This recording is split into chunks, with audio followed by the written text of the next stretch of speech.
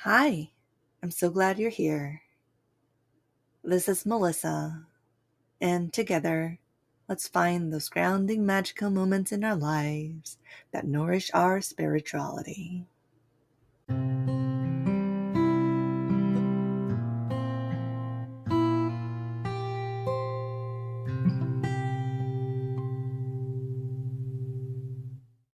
Welcome.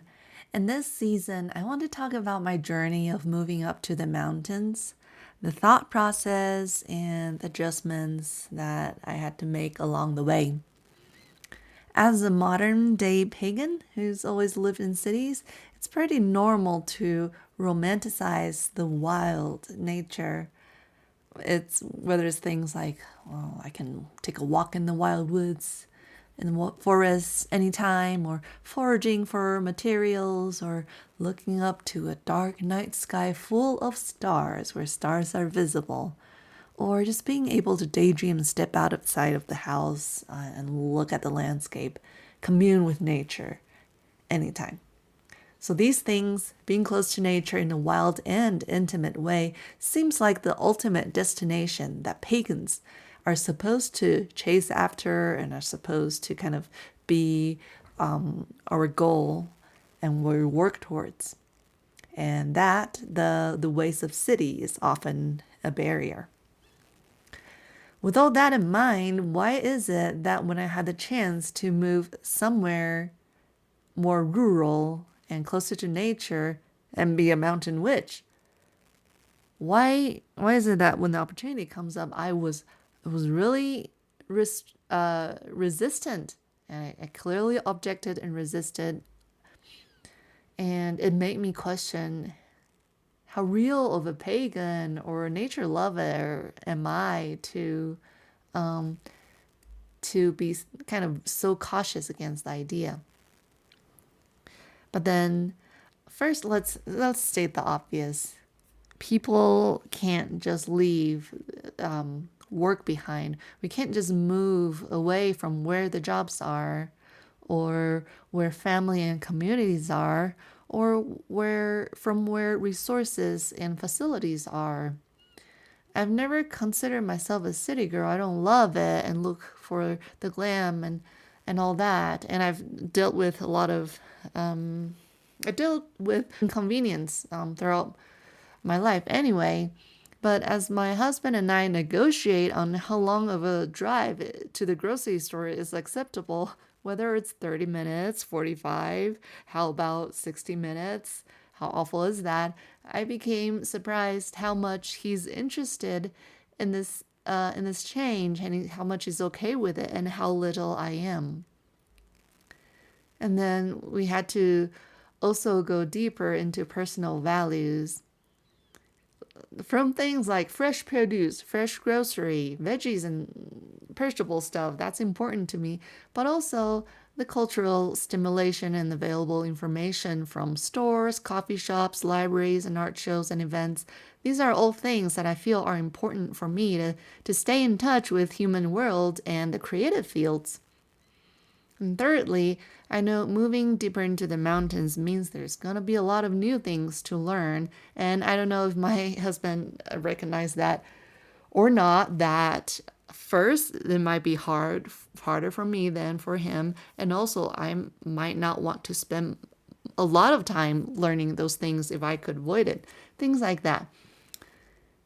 Things like learning to take care of the house, developing new skills surrounding around nature or around the house or around like landscape and systems, and having to be more self-reliant because you can't just get convenient help and delivery and all that. These learnings can be costly, and the stress of that will reflect on our life together, not just on myself. So, in the process of clarifying that, I think I have very good reasons to be resistant to the idea of becoming a mountain witch. I don't need to be deep in the wild to be an authentic pagan. So, what's interesting, the resistance clearly laid out. Now, what's interesting is the response to the pull of a call, the interest. in what ways I'm actually kind of wanting that. Trying to look at what I love and what I'm interested in before comparing it to the cons, before weighing the pros and cons, and before kind of analyzing it next to the reasons I don't want it. And this is the question. That is, what am I longing for? And maybe we do love what we live with right now, apartments or cities or suburbs or whatever. Maybe we're actually do love that and we're content where we are. And longing for what we don't have is recognizing that distance creates beauty. So maybe it's because the wild nature is in a distance. I don't have to deal with the bugs or the danger that makes it a beautiful longing. And with this realization, we would enjoy the life we have. And maybe to test the longing that I have, instead of posting pictures of mystical forests and beautiful mountains, maybe I'll post pictures of beautiful craft cocktails of the cities and impressive art shows and museums, and enjoy wild nature just as a daydream and mysteries that keep life magical. And maybe that this way I'm testing how much appreciation and how much I actually enjoy the life I already have. Or, on the other hand, maybe we tend to long for what we don't have. And in broader strokes, that is kind of the longing for an unknown and the need for experimenting and adventuring. Moving to the mountains, it's a realistic change to work towards. It's not easy, but there are steps, and it's people already live a life in this world. It's not crazy if you can carve out a path of the changes that you want to make in order to get to that different state. And in this case, the longing is for finding out something new, finding out an answer. And it's a great spot to be invited to say, hey, do you want to be a witch in the wild?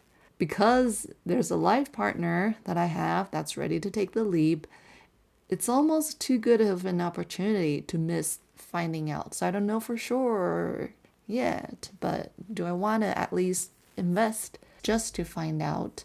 It would be finding out how much inconveniences, danger, uncertainties, bugs, and humbling experiences I can handle in exchange to find out what I truly long, and find out the kind of the living conditions that I really long for.